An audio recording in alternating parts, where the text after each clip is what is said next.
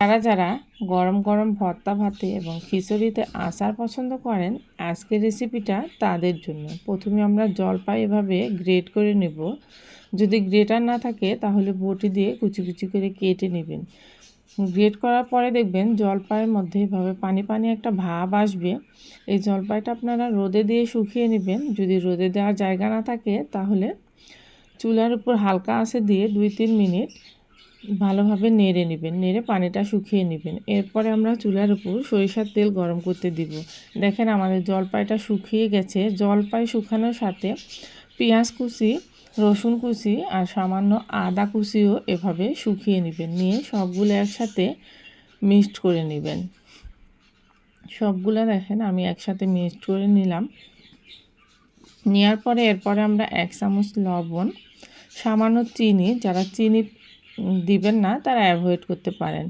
এরপরে 5 ফোড়ন আর শুকনো মরিচ ভেজে একসাথে গুঁড়ো করে রেখেছিলাম, ওইটা দিয়ে দিলাম। দিয়ে জলপাইয়ের সাথে সুন্দরভাবে মিক্সড করে নেবেন। সবগুলো যেন ভালোভাবে মিক্সড হয়। মিক্সড করে নেওয়ার পরে আমরা একটা কাঁচের জার নিয়ে নেব, যেখানে আমরা জলপাইটা রাখবো।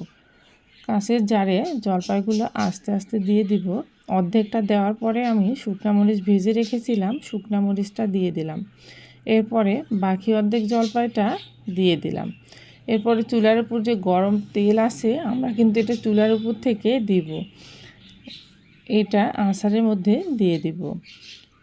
এটা কিন্তু আমাদের এক্সট্রা কোনো ঝামেলা নাই, শুধু তেলটা দিলেই আচারটা রেডি হয়ে যাবে। দেখেন এইভাবে গরম তেলটা দিয়ে দিব। আমাদের আচারটা হয়ে গেছে।